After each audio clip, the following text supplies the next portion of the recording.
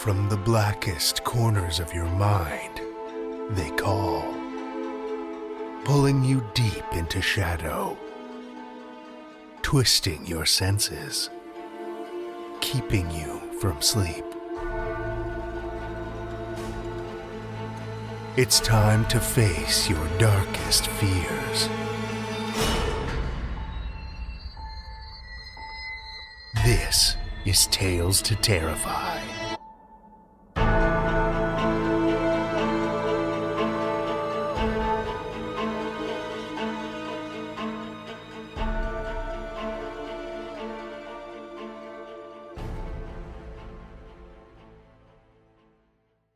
Good evening, children of the night, and welcome.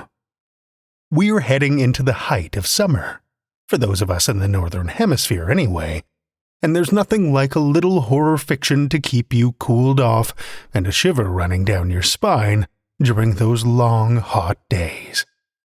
But that heat can be a bit much this time of year.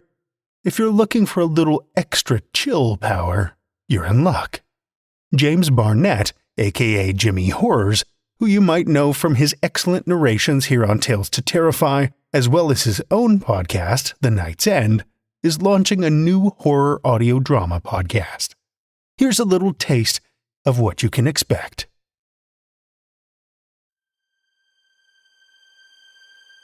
Dissonance Media and the Other Stories presents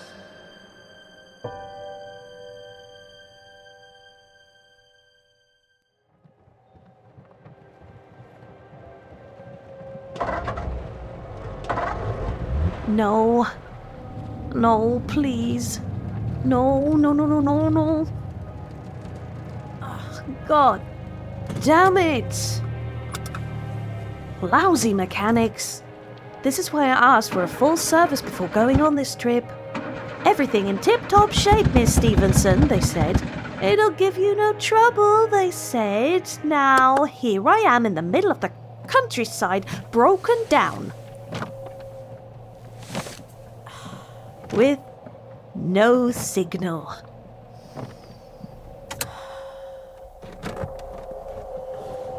That looks like a storm heading this way.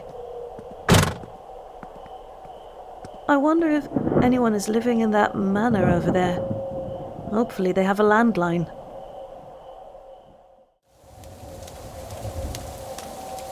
Come on, please be home. I can see a light through the window. I know you're home. Of course there's no one at the door. This is borderline ridiculous. Hello? Is anyone there? I can't just walk in. Well, that settles it. I'm going in the creepy manor.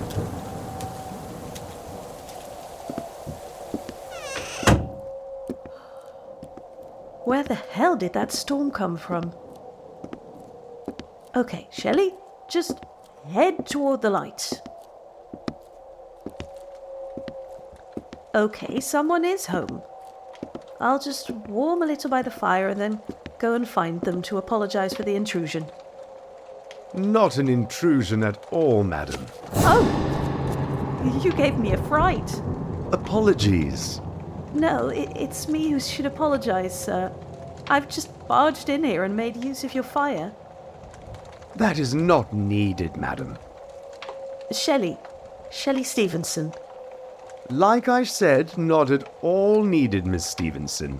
The weather's ghastly, and I would not turn away someone in need. Thank you, Mr. Blackwood. Henry Blackwood. But you can just call me Henry. Please come and sit by the fire and warm yourself. I even have some tea here if you're interested. Oh, thank you. A place like this needs voices to keep the volume of all the stories low. Stories? Yes, a place like this attracts them, where the ghosts of the past can keep on living. It doesn't look like this storm will be letting up anytime soon.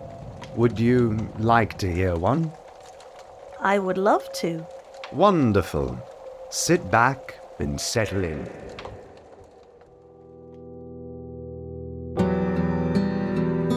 In the soft glow of dusk, in the moment before night falls, stories exist. Gothic tales of the macabre, where the supernatural calls home and the shadows dance. Hold tight and don't let go, for lost you may become after the gloaming.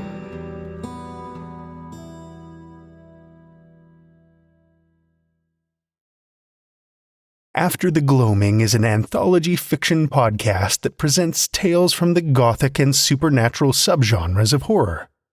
With a blend of narration and audio drama styles, it seeks to immerse the listener in a deep auditory experience, whether it be terrifying or heartwarming. The first episode drops on July 22nd, and you can find it on all your favorite podcatchers. Keep your ears peeled. You may even hear a familiar voice or two in the first few episodes. Check out our show notes for links to add it to your library of listens. Other than that, our usual reminder about submissions: we're open and hungry for your darkest imaginings, so send them our way. And also, a reminder to cast your vote in this year's Podcast Awards. podcastawards.com. You'll find us in the fiction category. Now, with all that out of the way, it's time to send some shadows in your direction. We have one classic tale for you this evening, which comes to us from E. Nesbit. Edith Nesbit was an English writer and poet who published her books for children as E. Nesbit. She wrote or collaborated on more than 60 such books. She was also a political activist and co-founder of the Fabian Society, a socialist organization later affiliated to the Labour Party. While her focus was usually on children's books, Nesbit's literary take on horror also gained her success with a more mature audience, having featured in or published a number of collections of horrific tales. Children of the night, join me for E. Nesbit's The Portent of the Shadow, first published in the London magazine Black and White in December 1905.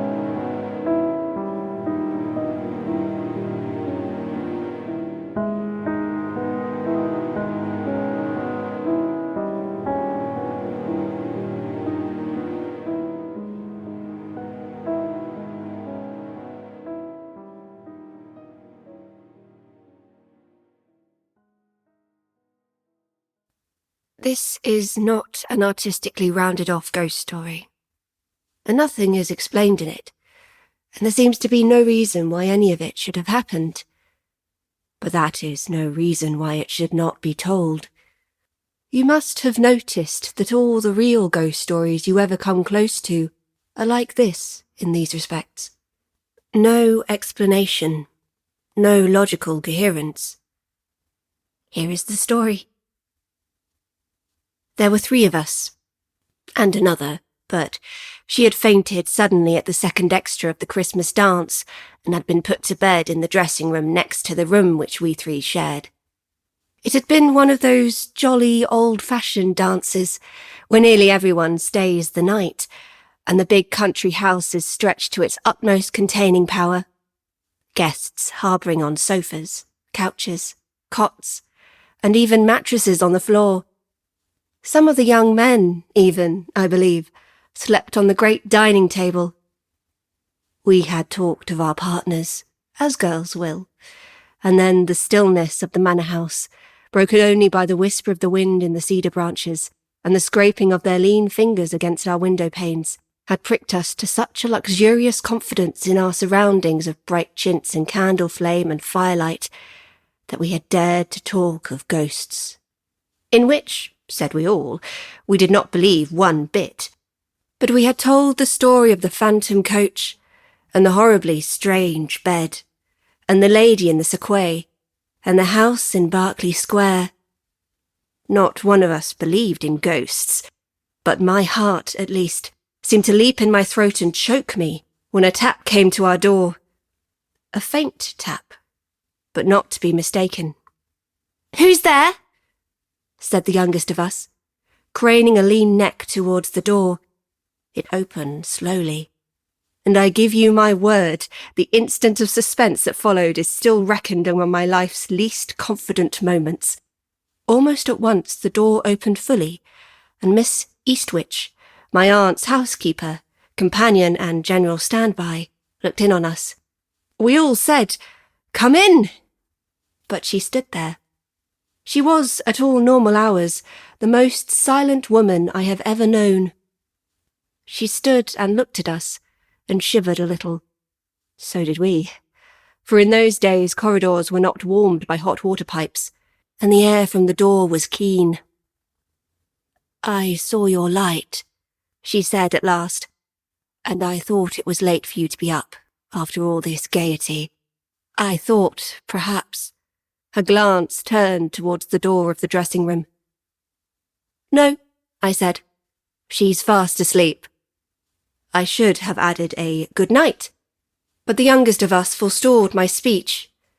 She did not know Miss Eastwich as we others did not know her persistent silence had built a wall around her, a wall that no one dared to break down with the commonplaces of talk or the littleness of mere human relationship. Miss Eastwich's silence had taught us to treat her as a machine, and as other than a machine we never dreamed of treating her.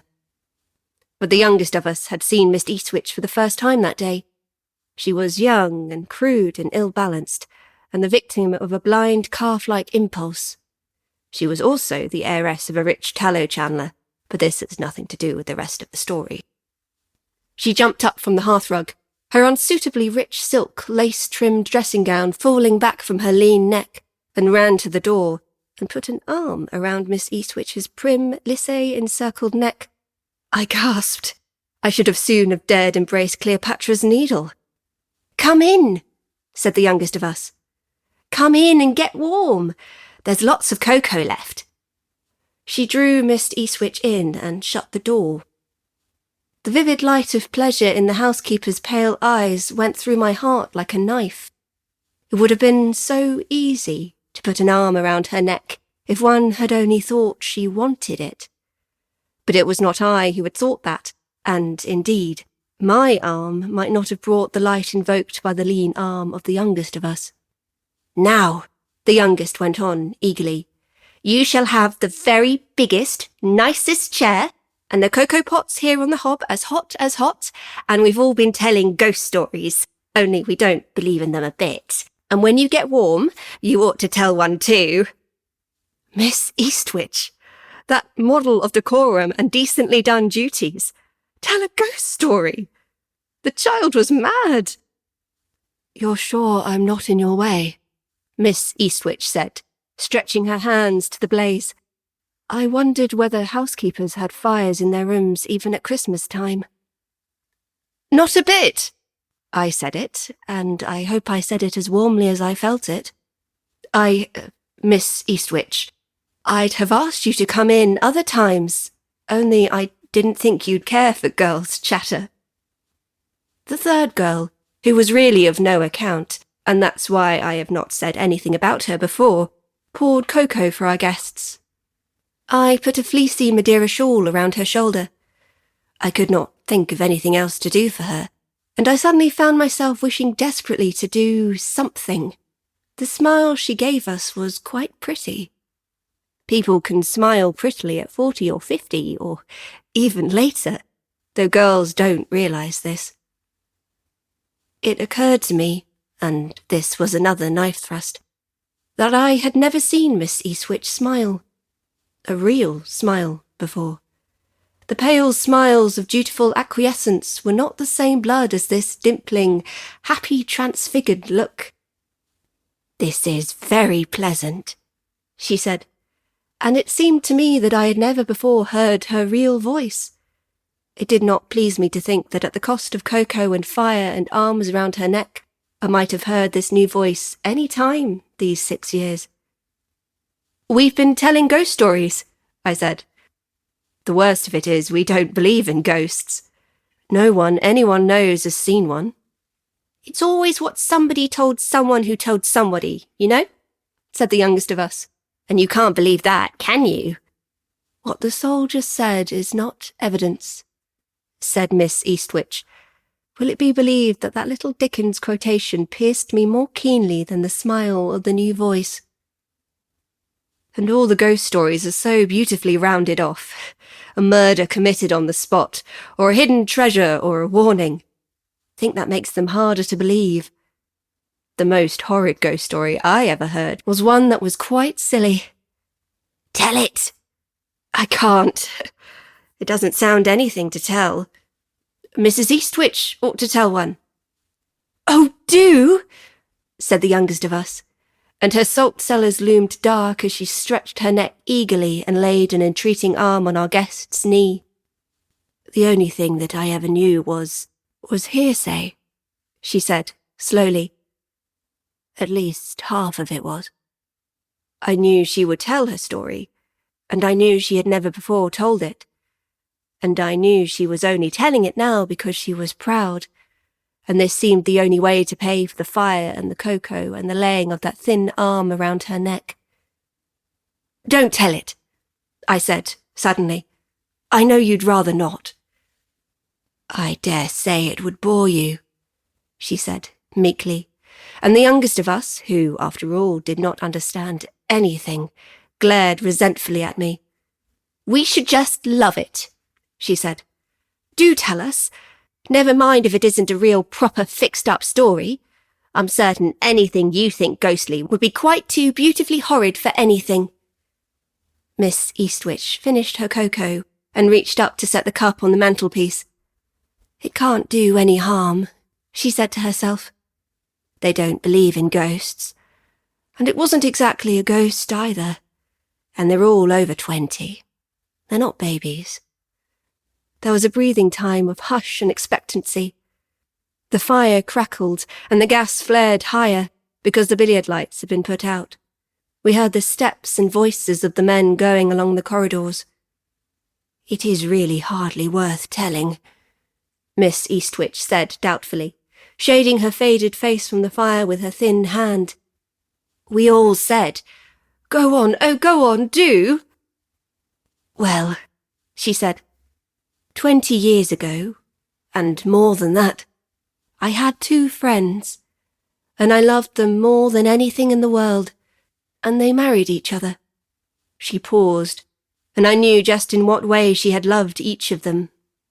The youngest of us said, "Oh, how awfully nice for you! Do go on." She patted the youngest's shoulder, and I was glad that I had understood what the youngest of all hadn't. She went on. "Well, after they married, I didn't see much of them for a year or 2. And then he wrote and asked me to come and stay, because his wife was ill and I should cheer her up, and cheer him up as well, for it was a gloomy house, and he himself was growing gloomy too."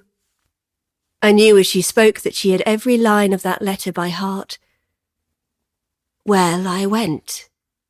The address was in Lee, near London, and in those days there were streets and streets of new villa houses growing up round old brick mansions standing in their own grounds, with red walls round, you know, and a sort of flavour of coaching days and post-chaises and Blackheath highwaymen about them. He had said the house was gloomy, and it was called the Firs, and I imagined my cab going through a dark winding shrubbery and drawing up in front of one of those sedate old square houses. Instead, we drew up in front of a large smart villa, with iron railings, gay encaustic tiles leading from the iron gate to the stained glass-panelled door, and for shrubbery, only a few stunted cypresses and aucubas in the tiny front garden. But inside it was all warm and welcoming. He met me at the door. She was gazing into the fire, and I knew she had forgotten us. But the youngest girl of all still thought that it was us to whom she was telling the story. "He met me at the door," she said again, "and thanked me for coming, and asked me to forgive the past." "What past?" asked the High Priestess of the Inapropos, the youngest of all. "Oh, I suppose he meant because they hadn't invited me before, or something," said Miss Eastwich, worriedly. "But this is a very dull story, I find, after all, and—" "Do go on," I said. Then I kicked the youngest of us and got up to rearrange Miss Eastwich's shawl, and said in blatant dumb show over the shawled shoulders, "Shut up, you little idiot!" After another silence, the housekeeper's new voice went on. "They were very glad to see me, and I was very glad to be there. You girls now have such troops of friends, for these two were all I had ever had. Mabel wasn't exactly ill, only weak and excitable. I thought he seemed more ill than she did. She went to bed early, and before she went, she asked me to keep him company through his last pipe. So we went into the dining room and sat in the two armchairs on either side of the fireplace. They were covered with green leather, I remember. There were bronze groups of horses and a black marble clock on the mantelpiece, all wedding presents.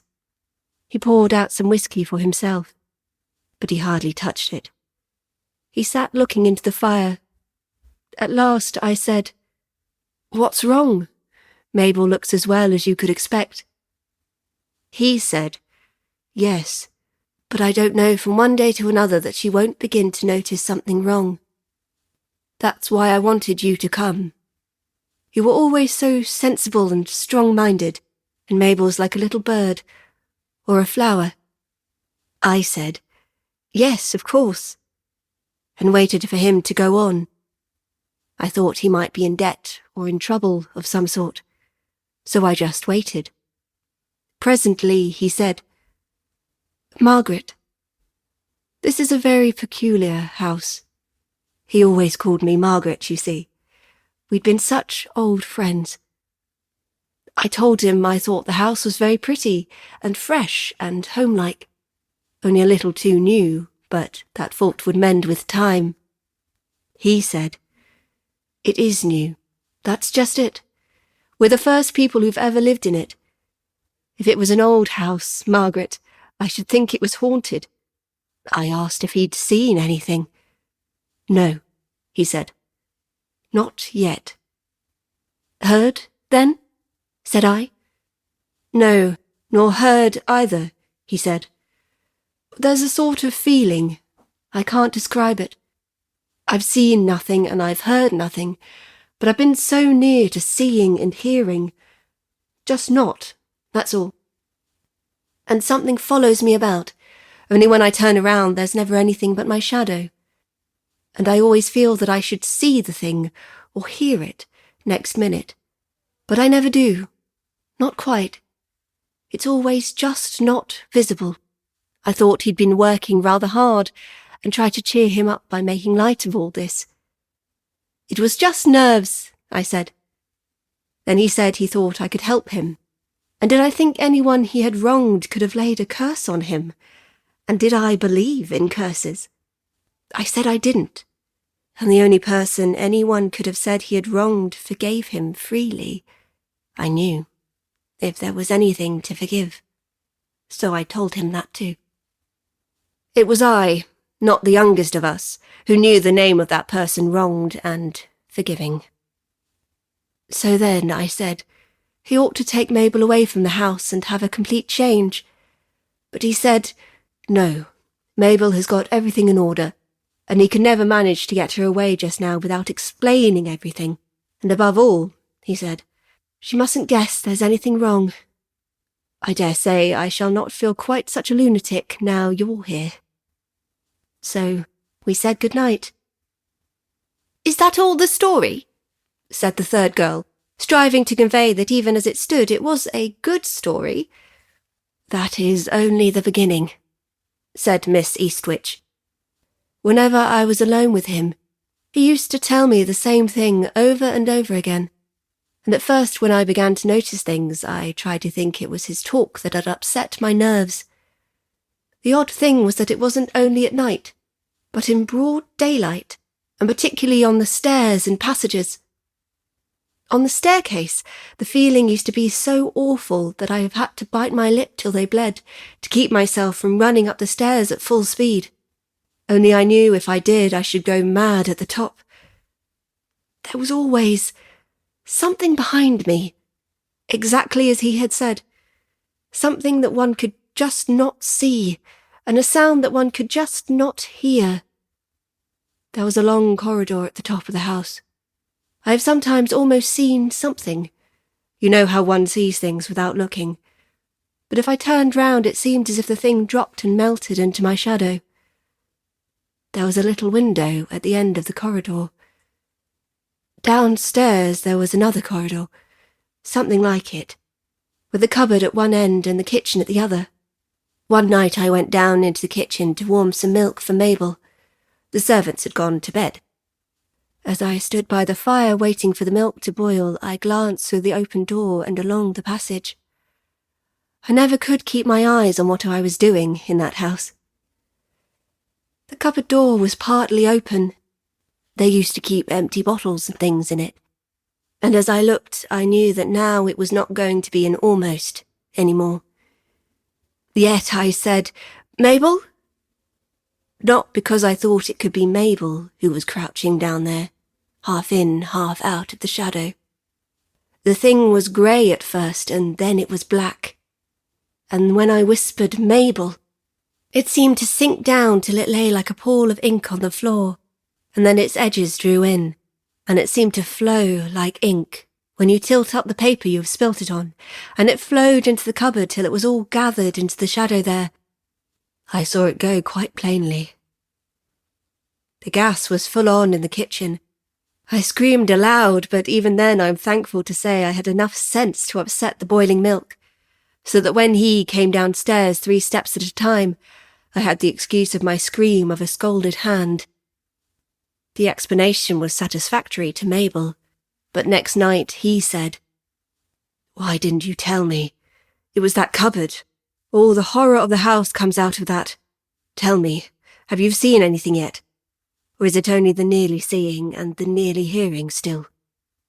I said, "You must tell me what you've seen."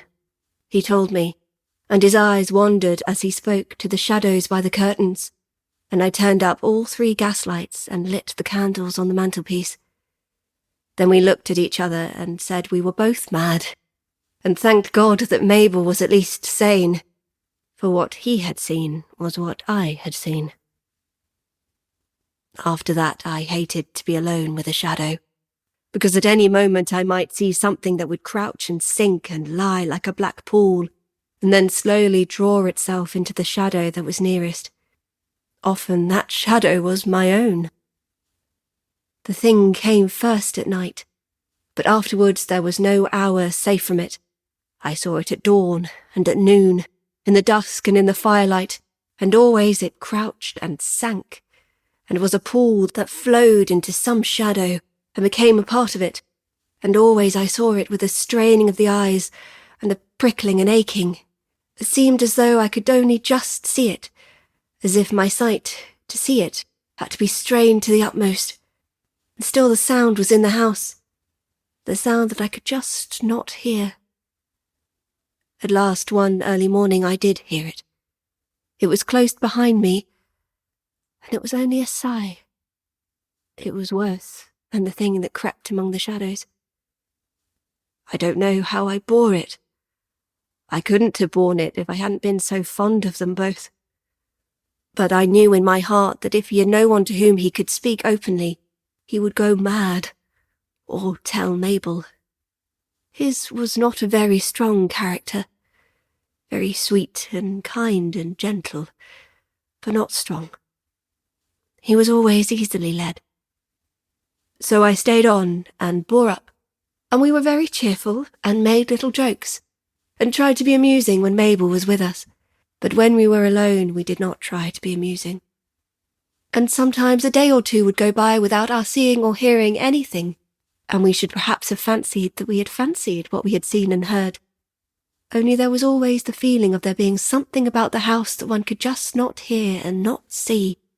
Sometimes we used to try not to talk about it, but generally we talked about nothing else at all. And the weeks went by, and Mabel's baby was born. The nurse and the doctor said that both mother and child were doing well.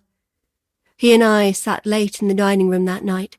We had neither of us seen or heard anything for 3 days. Our anxiety about Mabel was lessening. We talked of the future. It seemed then so much brighter than the past. We arranged that the moment she was fit to be moved, he should take her away to the sea, and I should superintend the moving of their furniture into the new house that he had already chosen. He was gayer than I had seen him since his marriage, almost like his old self. When I said good night to him, he said a lot of things about my having been a comfort to them both. I hadn't done anything much, of course. But still, I am glad he said that. Then I went upstairs, almost for the first time without the feeling of something following me. I listened at Mabel's room. Everything was quiet. I went on towards my own room, and in an instant I felt that there was something behind me. I turned. It was crouching there. It sank, and the black fluidness of it seemed to be sucked under the floor of Mabel's room. I went back. I opened the door and listening an inch. All was still. And then I heard a sigh, close behind me. I opened the door and went in. The nurse and the baby were asleep. Mabel was asleep too. She looked so pretty, like a tired child. The baby was cuddled up into one of her arms with its tiny head against her side. I prayed then that Mabel might never know the terrors that he and I had known, that those little ears might never hear any but pretty sounds, those dear eyes never see any but pretty sights. I did not dare to pray for a long time after that, because my prayers were answered. She never saw, never heard anything more in this world, and I could do nothing more for him or for her. When they had put her in her coffin, I lighted wax candles around her and laid the horrible white flowers that people will send near to her. And then I saw he had followed me. I took his hand to lead him away. At the door we both turned. It seemed to us that we heard a sigh. He would have sprung to her side in I don't know what mad, glad hope. But in that instant we both saw it.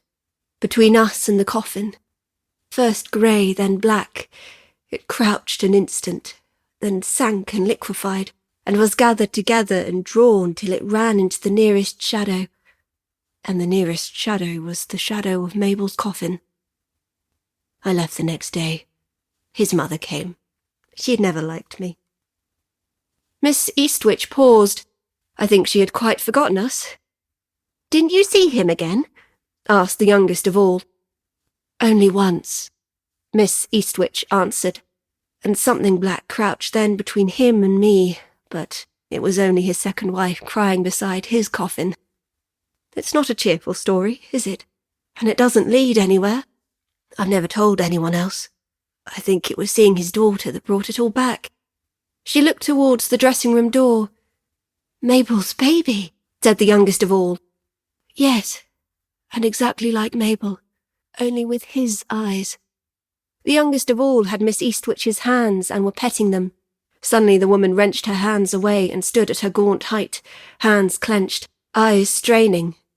She was looking at something that we could not see, and I know now what the man in the Bible meant when he said, "The hair of my flesh stood up." What she saw seemed not quite to reach the height of the dressing-room door handle. Her eyes following it down, widened and widened. Mine followed hers, and all the nerves of my eyes seemed strained to the utmost, and I almost saw, or did I quite see? I can't be certain. But we all heard the long-drawn, quivering sigh, and to each of us it seemed to be breathed just behind each. It was I who caught up the candle. It dropped wax all over my trembling hands. It was I who was dragged by Miss Eastwich to the side of the girl who had fainted during the second extra. But it was the youngest of all whose lean arms were round the housekeeper when we turned away, and that had been round her many a time since in the new home where she keeps a house for the youngest of us all.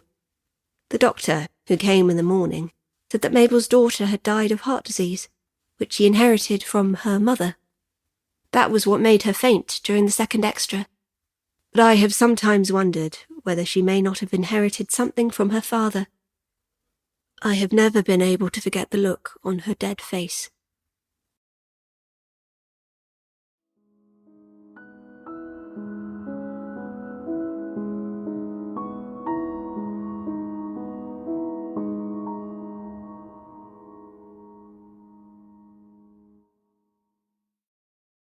That was E. Nesbit's The Portent of the Shadow, as read by Georgia Cook.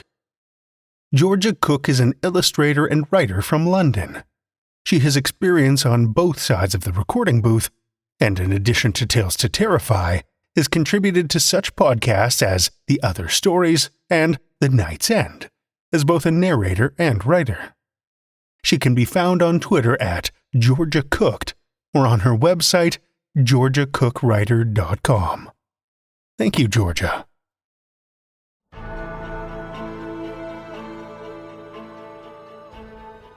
Well, children of the night, the hour is late, and we've run out of tales to tell.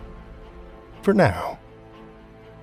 Tales to Terrify is made possible by the tremendous generosity of our supporters on Patreon and PayPal. Incredible fans like Amanda Carrillo, Lestle Baxter, Orion D. Hegre, and Paul Belcher, whose generous support helps keep the lights on and flickering ominously. Not a supporter already? Head over to patreon.com/Tales to Terrify, where you'll find all kinds of perks like ad-free episodes, bonus content, and one-of-a-kind collectibles and merch packs.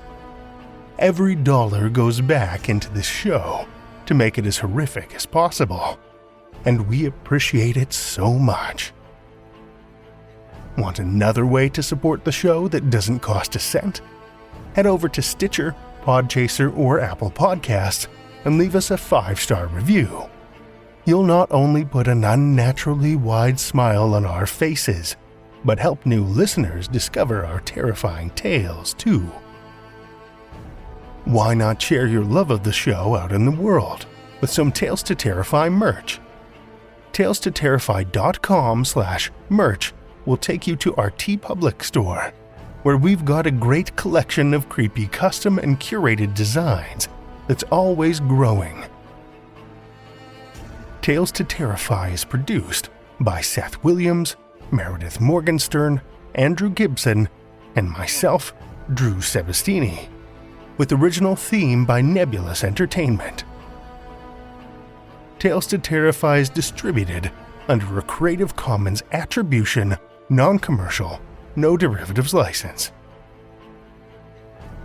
Join us again next week as we chase the fading light with more Tales to Terrify.